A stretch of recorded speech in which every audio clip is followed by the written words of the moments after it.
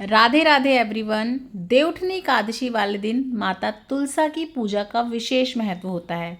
आप चाहें तो तुलसा माता का भव्य रूप से आज के दिन विवाह कर सकते हैं, पूजन कर सकते हैं। लेकिन आज की इस वीडियो में हम लोग जानेंगे कि आप बहुत सरल तरीके से कम सामग्री में तुलसा माता का पूजन देवउठनी एकादशी वाले दिन कैसे कर सकते हैं। सबसे पहले हम जहां हमें पूजन करना है वहां अच्छे से साफ सफाई कर लेंगे। और आप चाहें तो पूजन अपनी बालकनी में कर सकते हैं, चौक में कर सकते हैं, छत पे कर सकते हैं। पर आप ये देखिएगा जब आप पूजन करें तो इतना स्पेस हो कि आप अच्छे से तुलसा माता की जो है परिक्रमा कर लें। सबसे पहले हम चौका लगा लेंगे। चौका आप चाहें तो इस तरह से हल्दी से लगा सकते हैं, आटे से कोई रंगोली बना सकते हैं, रंगों से रंगोली बना दें, चाहे तो गेरू से या चिकनी मिट्टी से आप लीप सकते हैं। मैंने पहले थोड़ी सी हल्दी से यहाँ चौका लगा लिया है, उसके ऊपर मैंने यहाँ पे स्वास्तिक बना लिया है। आप चाहें तो खूब अच्छे से रंगोली बना सकते हैं। देवउठनी एकादशी वाले दिन तुलसा माता की परिक्रमा की जाती है, तो आप उसी हिसाब से अपना गमला या बीड़ा रखिए ताकि आप उनकी परिक्रमा कर सकें।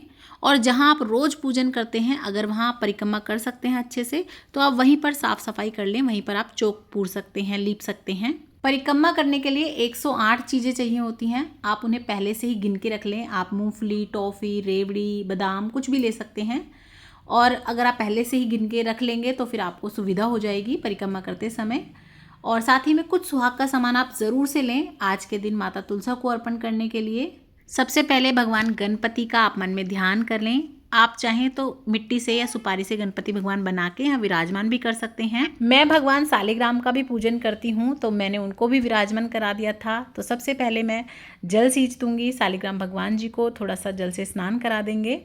उसके बाद तुलसा माता को चुनरी उड़ा देंगे। आप चाहें तो तुलसा माता को साड़ी पहना के उनका पूरा अच्छे से श्रृंगार कर सकते हैं। उसके बाद हम अपनी जोत जोड़ लेंगे। आप चाहें तो आप आज के दिन 365 जोत का जो हम दिया बनाते हैं वो भी तुलसा माता के निमित्त जोड़ सकते हैं। सर्वप्रथम अपने दिए को चुचकार लेंगे, प्रणाम कर लेंगे। उसके बाद हम सबसे पहले हल्दी से तिलक करेंगे तुलसा माता को, भगवान सालिग्राम को, क्योंकि आज के दिन माँ तुलसा का विवाह हुआ था और विवाह में सबसे पहले हल्दी लगाई जाती है। तो आप भी आज के दिन माता रानी को हल्दी लगाएं। उसके बाद आप रोली या फिर सिंदूर लगाएं। हल्दी से मैंने यहाँ स्वास्तिक बना दिया है। अच्छे से हम तुलसा माता के गमले को सभी तरह से हल्दी लगा देंगे। इस तरह से आप हल्दी से, रोली से उन्हें सजा सकते हैं, अच्छे से जो है उनका श्रृंगार कर सकते हैं। और तुलसा माता का अगर आप विवाह करवाना चाहते हैं तो उसकी वीडियो भी ऑलरेडी चैनल पे आ चुकी है कि आप विवाह कैसे करवाएंगे। शुरू से लेके अंत तक, विदाई तक की पूरी डिटेल में मैंने वीडियो बना रखी है, आप उसे भी चेक कर सकते हैं। उसका भी लिंक आपको डिस्क्रिप्शन बॉक्स में मिल जाएगा, नहीं तो आप चैनल पे विजिट कर सकते हैं। तुलसा माता की विदाई के समय कौन सा गीत गाया जाता है, किस तरह से उनका श्रृंगार करना है, क्या क्या दान करना है, संपूर्ण जानकारी मैंने उसमें बताई है। और आप देव कैसे उठा सकते हैं, देव उठाते समय कौन सा गीत गाया जाता है, वो सभी वीडियोस भी चैनल पे आ चुकी है, ज़रूर चेक कीजिएगा। उसके बाद हम थोड़े से चावल अर्पण कर देंगे। उसके बाद हम माता रानी का श्रृंगार करेंगे, उनको सुहाग का सामान अर्पण करेंगे। तो आप चाहें तो पूरी 16 सुहाग की सामग्री अर्पण कर सकते हैं, चाहे तो आप 5 चीज़ 7 चीज़ भी अर्पण कर सकते हैं।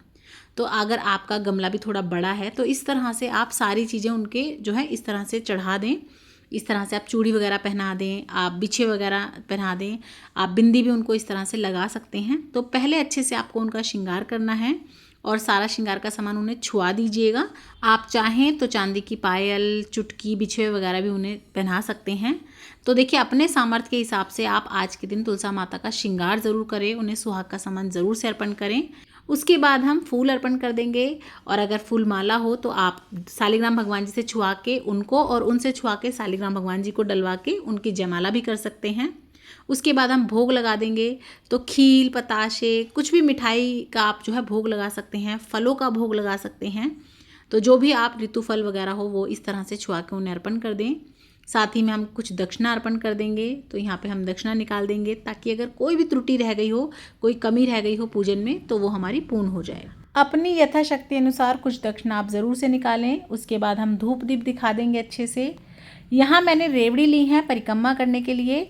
आप चाहें तो बादाम, काजू या टॉफ़ी या कुछ भी चीज़ ले सकते हैं और 108 गिन के लें। और जो भी आप चीज़ लेंगे वो आप गिनती में 108 लेंगे। परिक्रमा चाहें तो आप 108 करें, चाहे 21 करें, 31 करें, 51 करें या केवल 8 करें। यहीं पर बैठकर पहले हम कथा सुन लेंगे। तो कथा सुनने के लिए हाथ में कुछ दाने या फूल ले लें आप। आज के दिन कथा सुनने का विशेष महत्व होता है। यदि आज के दिन आप कथा नहीं सुनते हैं तो आपको पूजा का संपूर्ण फल प्राप्त नहीं होता।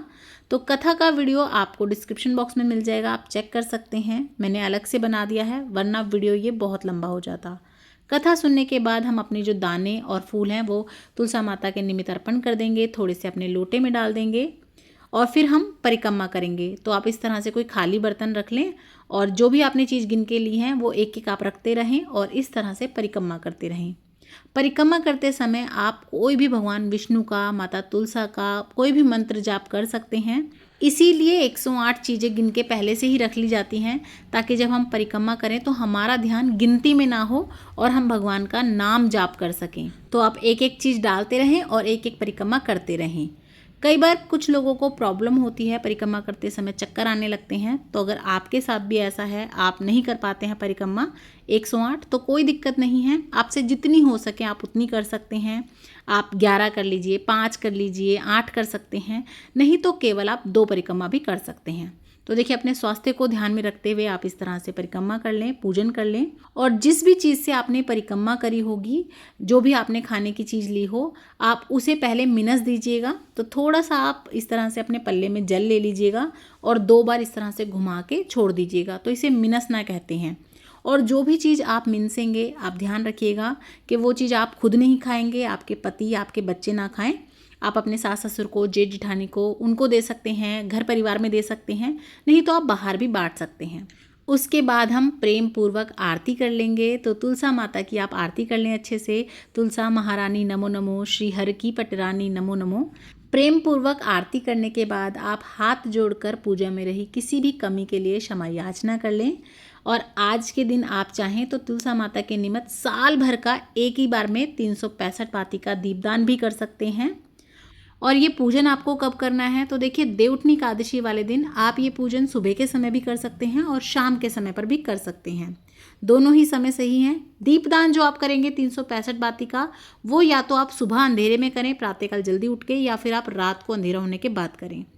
और ये जो हमारा 1 लोटा जल है, ये आप सूर्य भगवान को या फिर चंद्रमा को अर्पण कर सकते हैं। ये जो प्रसाद आपने चढ़ाया है, जो भी आपने भोग प्रसाद चढ़ाया है, वो आप बाहर भी बांट सकते हैं, घर में भी बांट सकते हैं, खुद भी ले सकते हैं। लेकिन जो भी चीज़ आप मिनस देते हैं, जो भी आप दान के लिए निकालते हैं, वो आप खुद नहीं लेंगे। तो ये आपको किसी भी बड़े जने को या बाहर देनी है। बाकी भोग प्रसाद आप भी खा सकते हैं, मिठाई वगैरह आप भी ले सकते हैं। तो आपको तुलसी पूजन की ये सरल विधि कैसी लगी, कमेंट करके मुझे ज़रूर बताइएगा।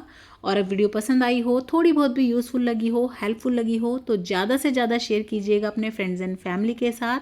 अभी तक सब्सक्राइब नहीं किया है तो प्लीज़ सब्सक्राइब कीजिए, लाइक कीजिए, शेयर करना बिल्कुल ना भूलें। इसी तरह की हिंदू धर्म, पाठ पूजा से रिलेटेड वीडियोज़ देखने के लिए चैनल पर बने रहें। जय तुलसी माता।